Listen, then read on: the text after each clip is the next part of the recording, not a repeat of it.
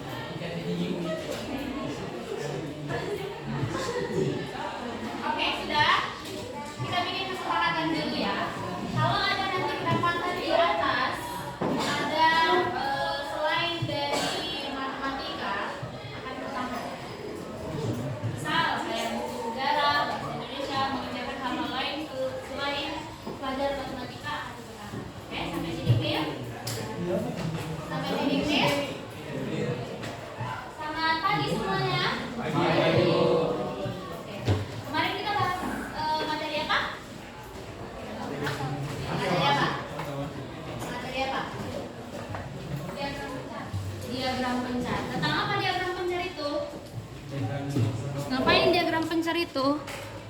Ada apa tentang diagram pencar? Oke, diagram pencar itu menggambarkan apa? Hubungan antara sebab akibat variabel x dan variabel y.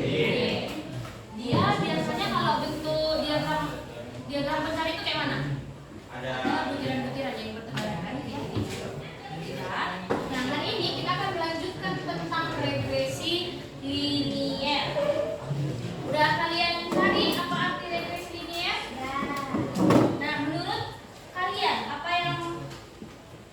yang kalian tulis tentang regresi linier dan garis regresi?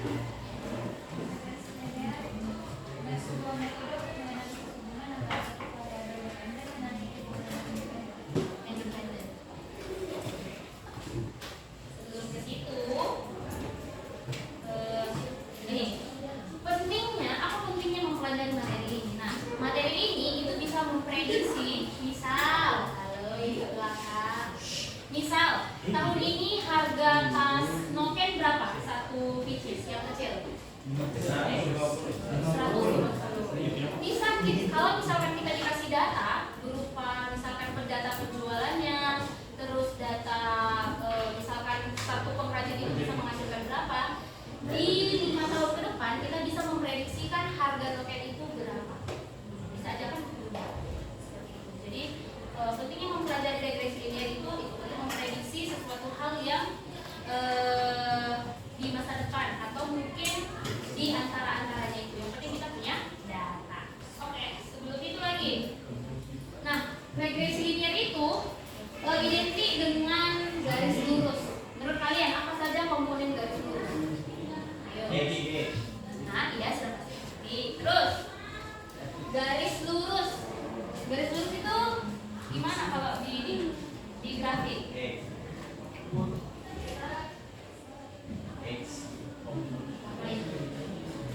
Ini sumbu apa? Ini sumbu apa? Biasanya apa aja komponennya kalau garis lurus? Kurva. Grafik. Iya. Nah, terus lainnya? Koordinat ya. Terus ini biasanya apa? Apa namanya ini? Ya, garis lurus. Ini bentuknya tegak lurus atau miring? Kalau miring kata lainnya apa? Diagonal itu adalah perpotongan antara dua garis yang tegak lurus. Kalau ini apa? Kemiringan. Horizontal. Ya, kemiringan. Ayo, kemiringan. Kemiringan. Kalau garis miring namanya apa? Kemiringan. Kalau di garis lurus kan kita ada mencari kemiringan toh. Pernah nggak belajar? Aduh, Y sama dengan MX tambah C. Di mana MX? Di mana M itu adalah gradien. Masih ingat? Gradien. Masih ingat? Tidak. Jadi itu komponen-komponen untuk garis lurus. Sudah. Biasanya kalau garis lurus itu variabel tertingginya itu pangkat 1. Ini pangkat 1. Kalau misalkan dia kuadrat, maka pangkat tertingginya berapa? Kalau kurva, pangkat tertingginya berapa? Kalau kurva pangkat tertingginya Ya, pangkat tertingginya 2 atau kuadrat lagi. Berarti kalau dari sini lah, persamaan garisnya Y sama dengan 2X tambah 1. Coba identifikasi M-nya siapa berarti? 2. Bukan X-nya nggak dipakai. Jadi kalau misal Y-nya itu sama dengan minus 3X tambah 1, berarti M-nya berapa? minus 3. Nah, terus untuk C-nya itu apa? Jadi kalau misalnya lagi Y sama dengan minus 3X kurang 3, berarti C-nya berapa? 3. Sampai sini dulu, paham?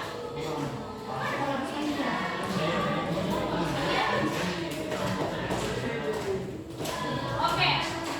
Kalau ini lagi, bagaimana cara menggambarkan suatu persamaan garis lurus? Gimana? Pernah nggak yang kayak gini? Misal, jika garis memotong di sumbu X, maka Y sama dengan ya ada di kan? Maka Y sama dengan ini. Jika titik memotong di sumbu Y, maka atau jika X sama dengan 0, itu juga kebalikannya. Jika garis memotong di sumbu X, maka Y-nya sama dengan 0. Nah, yang ini ketika nanti berpotongannya itu di sumbu Y, maka X-nya ini akan sama dengan 0. Sampai sini dulu, paham? Kalian belum belajar garis lurus ya? Oh ya, ini lagi yang terakhir, mencari rata-rata. Kalau cari rata-rata itu gimana? Rata-rata. Aduh, ayo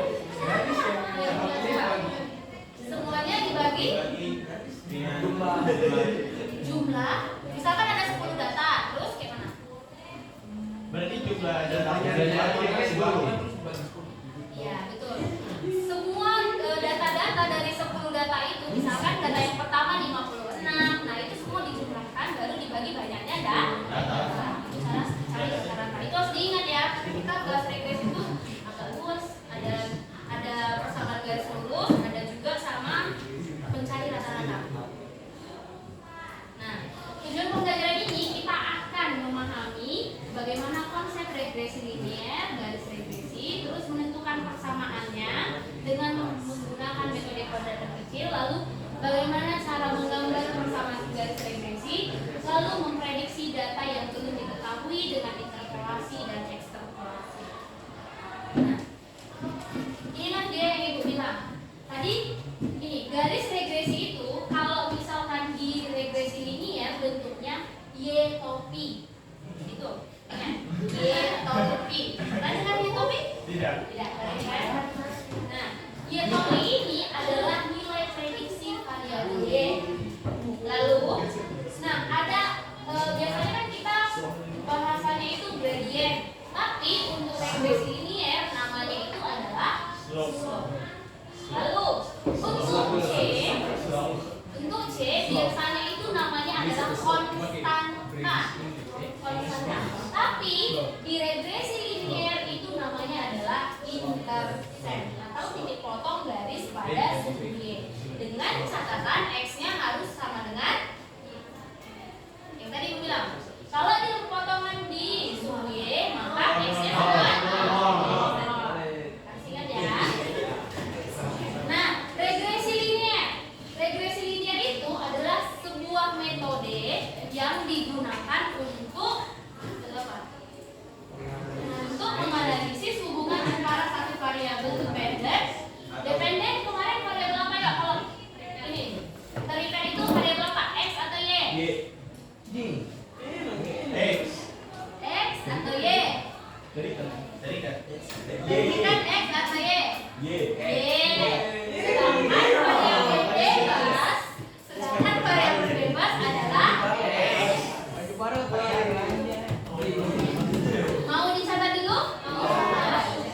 Mau. Tapi agak cepat ya. Mau. Dan kita bahas. Soalnya kalau kayak gini aja nanti kalian mungkin nggak ngerti. Harus pakai soal.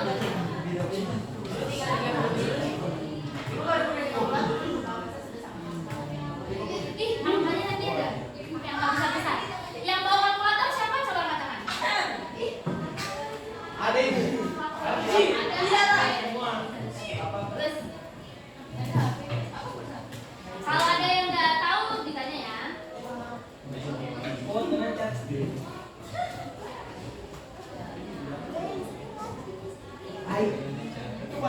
Nanti mau kasih juga ini poin-poinnya sama kalian. Kirim boleh itu lagi kirim. Hah? Gue kirim betul lagi. Iya, kirim. Ye, iklan baru sudah kirim.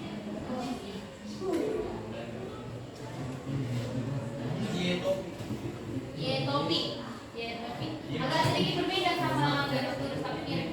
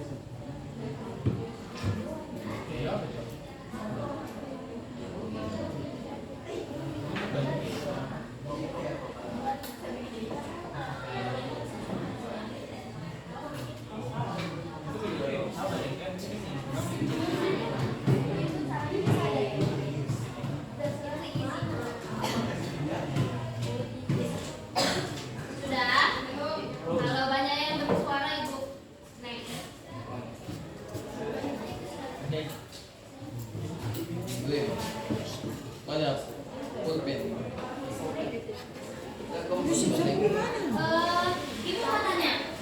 Kalian ada nggak dapat rumus di catatan tentang metode kuadrat terkecil? Tidak.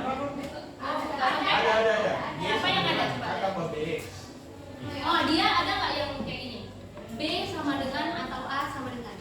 Iya, kalau di sini B saja. Nah, atau M atau B. Oh, ini. Oke. Nah, tapi di sini kita tidak mau pakai itu. Tapi itu, nah kita belum pelajari ada dua.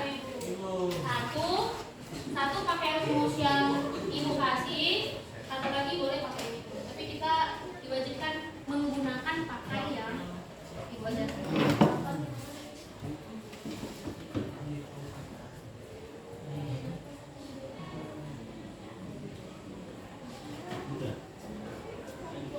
Udah ya? Potong saja dulu. Nanti sambil ibu menerangkan kalian berdekat. Kalau bisa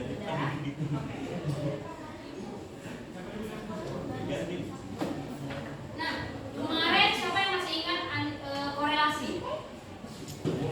Korelasi adalah hubungan. Menurut kalian sama nggak regresi linier sama korelasi? Karena dia sama-sama menganalisis hubungan. Menurut kalian sama atau beda? Sama atau beda? Coba. Menurut kalian sama kan korelasi sama regresi linier berdasarkan yang kemarin itu? Sama. Ada yang bilang sama. Sama kan tidak? Sudah. Ternyata ada perbedaannya antara korelasi dengan regresi linier. Kalau dia korelasi itu mengukur kekuatannya. Kayak kemarin makin rapat titik-titiknya, maka korelasinya itu semakin kuat. Kalau makin titik-titiknya berpencar, maka dia semakin kebalikan kuat apa? Nah, masih ingat kemarin titik-titik itu? Siapa aja kemarin?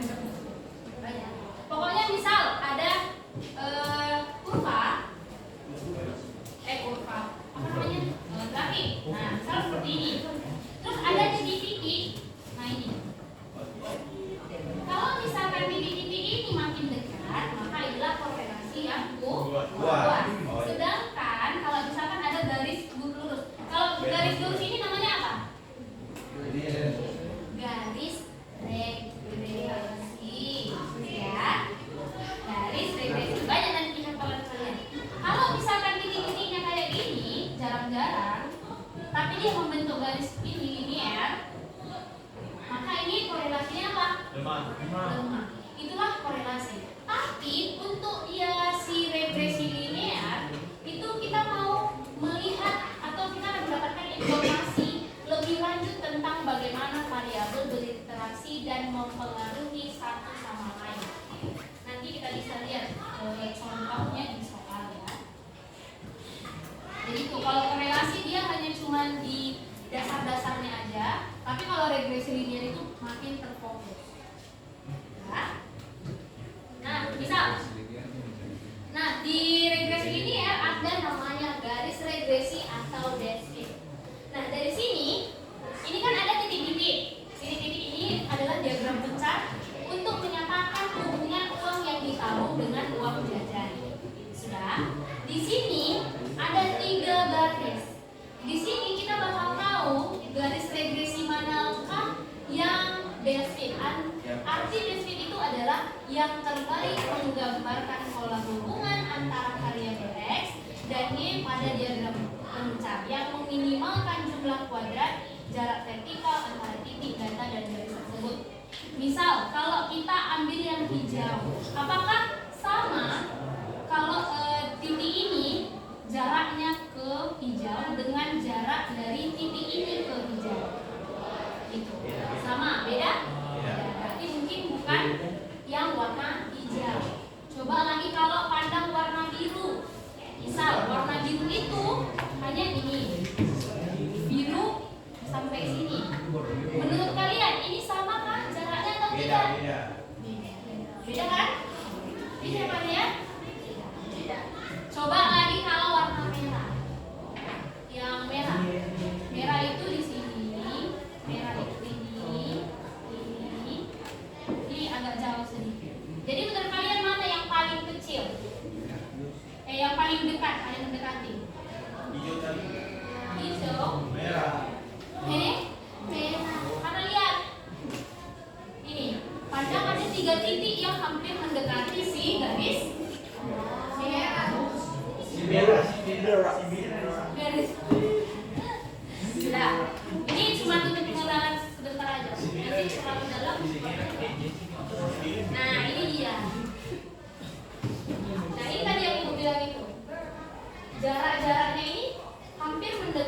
si garis merah. Si merah. Si beta.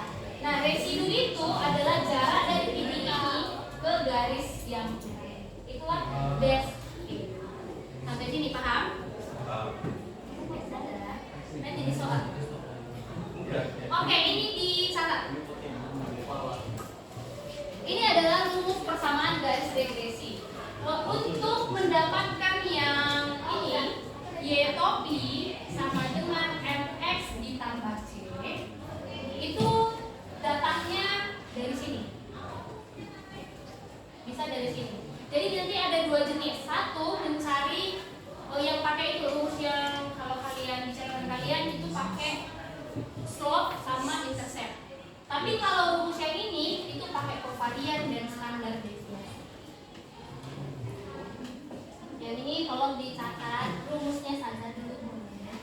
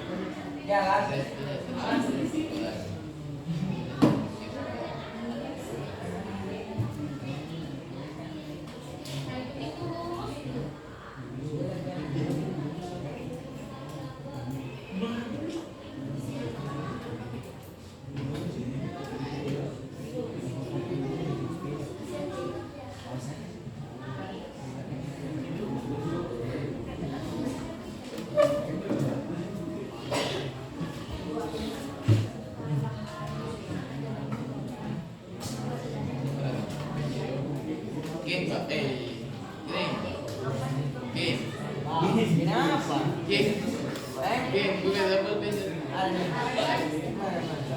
Oke, next.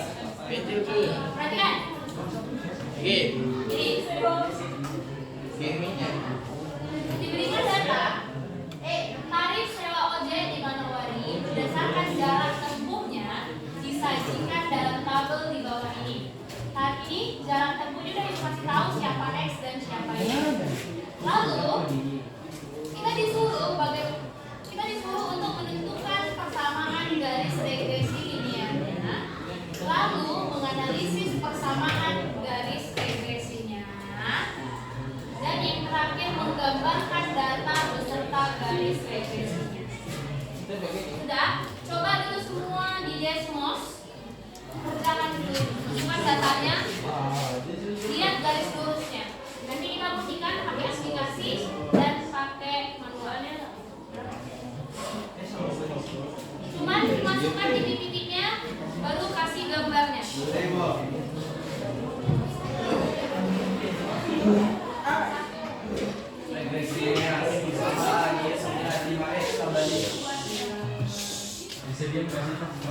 Jangan dulu ribut.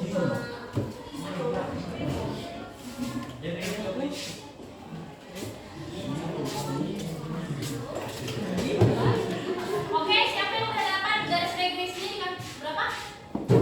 Y sama dengan Y sama dengan 5X ditambah 5. Ini adalah garis apa? Garis regresi linearnya.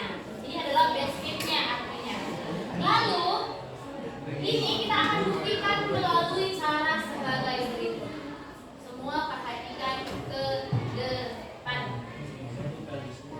Nah, kalau dia X, Y, berarti dikalikanlah antara X dengan Y. Maka bantu ibu mengisi kolom X, Y. Berarti berapa hasilnya? 10, 30, 60.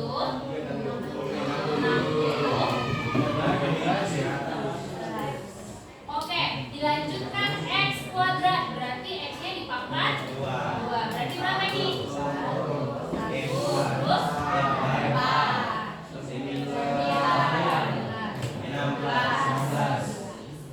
Lalu tadi kita diminta ada kata sigma. Arti sigma itu bukan sigma miwe. Sigma itu adalah jumlah. Berarti sigma X adalah penjumlahan semuanya ini 1 tambah 2 tambah 3 tambah 4. Berapa ini? 7 tambah 3 10. Lagi sigma Y berapa kali ini? 15 tambah 25 40 tambah 20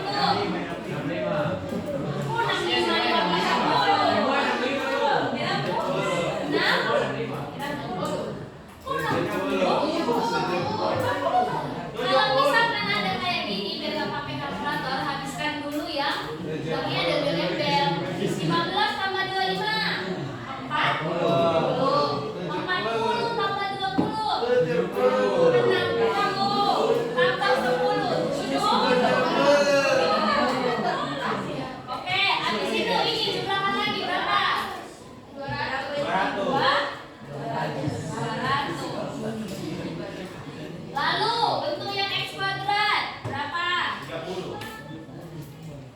Yakin 30? 4 tambah 16 20, 1 tambah 9 3 30. Terus tadi yang di rumus kalian itu apa aja yang perlu kita cari? Sigma X-nya udah ada, sigma Y-nya udah ada, sigma X-Y-nya udah ada. X rata-rata dan Y rata-rata.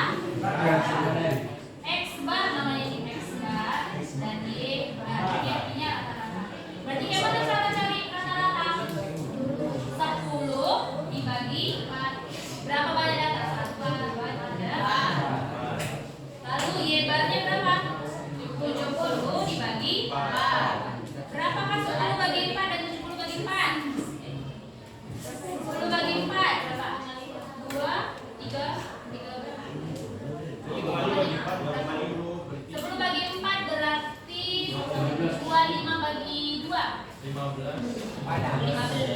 17,2.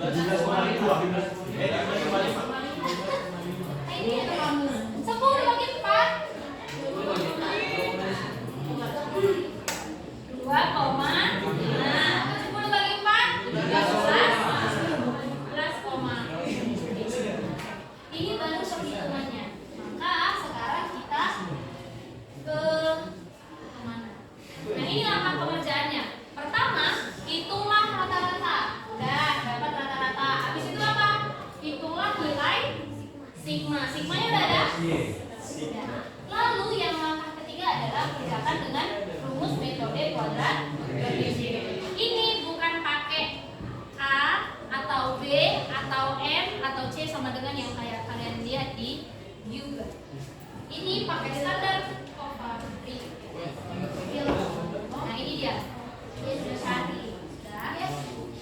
Terus rumusnya kita balikkan ke yang ini. Kita pakai rumus yang ini. Dan rumusnya berarti masukkanlah apa yang diketahui. Yang pertama, Fxy sama dengan sigma xy per n dikurang x bar dikali x bar. Maka berapa masukan nilainya? Sigma xy berapa? 200 dibagi n. N itu berapa? N itu adalah jumlah data ya. Berarti 4. Terus x bar sama y bar. X rata-rata y rata-rata berapa? 2,5 kali 17,5. Berapa lah hasilnya? 200 bagi 4. 50. Yakin 50? Yakin 50? Yakin 40?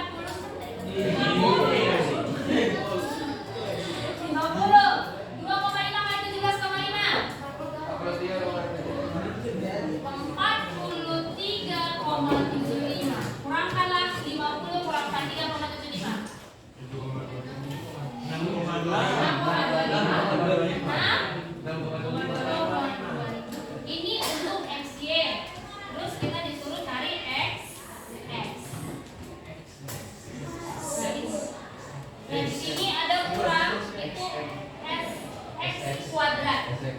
Ada gini ya misalnya. Di sini ibu tambah. Sudah. Rumusnya adalah akar dari sigma x dikuadratkan baru n x itu x bar pangkat 2. Berarti bukanlah sigma x yang dikuadratkan 30 dibagi n. N-nya berapa? Dikurang x bar pangkat 2. 2,5 pangkat 2. Berapa lagi? Kalau 2,5 ini 6,25. Yang ini akar 30 bagi 4. Berapa?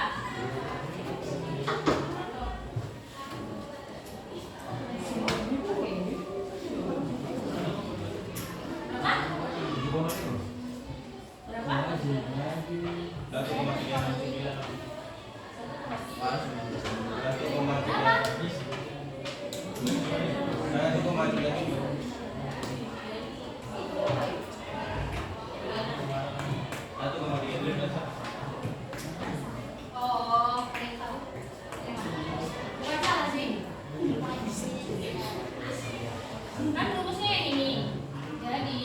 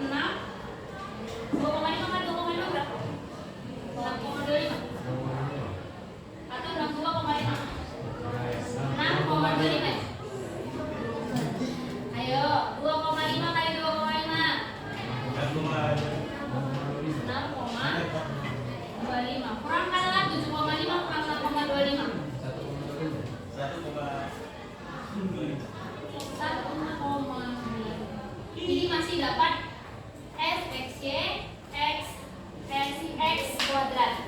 Kita sekarang mau masukkan ke rumus yang ini. Jadi perlunya teliti.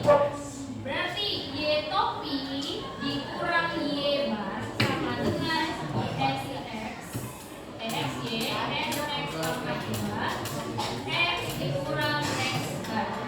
Maka dari sini Y topinya kan sudah diketahui. Berarti Y topi X barnya masukkan berapa? Y bar 17,5. X ini udah dapat? Udah 6,25. X kuadratnya 1,25. Terus X nya berapa? X nya ada nggak? Ada nggak X? Nggak ada. Kalau nggak ada tulis aja X. Terus X barnya ada? Ada. Berapa? 2,5. 2,5. Aduh, banyak kali ya. Lalu cara pengerjaannya ini kalikan, ini kan sudah dibagi. Ini dapatnya berapa? 1,25 kali 6,25 bagi 1,25. Kayaknya nih. Pas 6,25 dapatnya 5. Ya. Yang ini dapatnya di 5. Lalu sisa Y topi kurang 17,5. 5 kali X kurang 2,5. Yang ini pindah ruaskan. Y topi sama dengan kalikan juga yang adalah 5X. 5 kali 2,5. 12,5. Baru pindahkan yang ini ditambah 17,5. Y topi sama dengan 5X tambah sama kan sama yang sama yang digital. Gitu.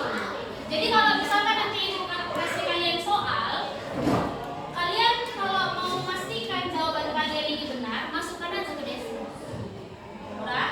Jelas, paham. Dicatat lagi dulu. Udah muat. Ya,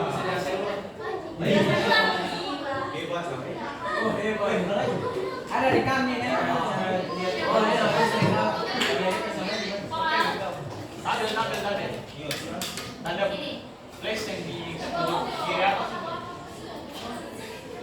Ini tabel. Iya benar macam yang itu X. Oh, kepilih itu. Yang warna biru-biru sebelah tuh yang ada tanda baca benar. ini masih menjawab, tentukan persamaannya. Belum kita menganalisis, belum kita gambarkan.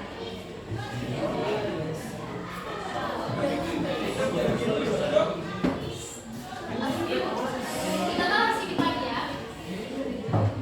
Nah, kan kita udah dapat 5X ditambah 5. Perhatikan. Berarti kalau dari rumus regresi tadi yang Y topi sama dengan MX ditambah C, berarti M sama dengan berapa? M sama dengan 5. Terus C-nya sama dengan 5. Nah, ini M tadi itu apa? Coba dicatatkan kalian, M itu artinya apa? Gradient atau slope. Ini adalah slope. Sedangkan yang ini adalah intercept.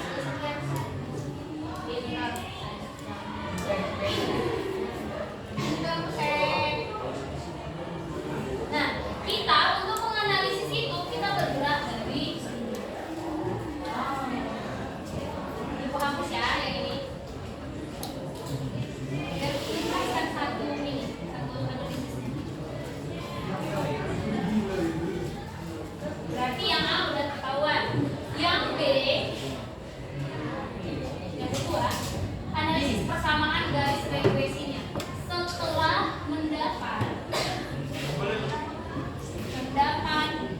per garis regresi Y topi sama dengan 5X ditambah 5, maka yang pertama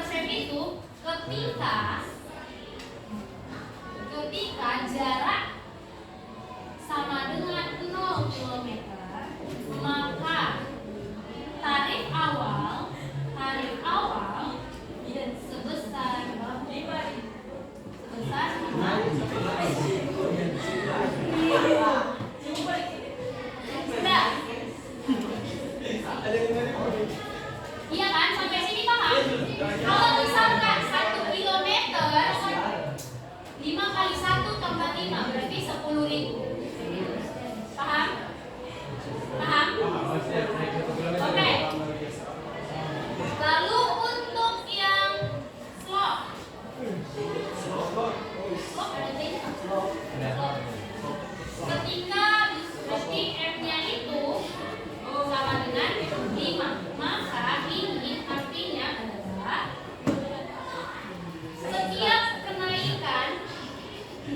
setiap kenaikan satu jarak ditambah berapa ribu? Ditambah berapa ribu? Setiap kenaikan satu jarak 1 kilometer, maka maka tarif sewa yang perlu dibayarkan adalah 5.000. Ketika setiap pertambahan 1 kilometer jarak, maka tarif yang dibayarkan bertambah. Tarif dibayarkan bertambah berapa? 5.000. Sampai sini dulu, paham? Itu aja anak dari sini. Maka berarti ada baru bisa yang kayak pakai sebab akibat. Ketika memang kalau pakai sebab akibat, ketika berarti ini kan ada hubungan. Makin jauh jarak tempuhnya, maka semakin mau tarifnya semakin. Sampai sini dulu, paham? Oke, nanti gue kasih materinya biar kalian belajar lagi di rumah. Oke, sekianlah perjumpaan kita pada hari ini. Ibu mau tanya 3 hal yang tadinya kalian tidak ketahui apa aja? Topi, terus dia rata-rata, terus jadi kalau ibu tanya slope itu artinya apa? Slope itu adalah gradien atau kemiringan garis. Kalau dia intersect itu apa ya?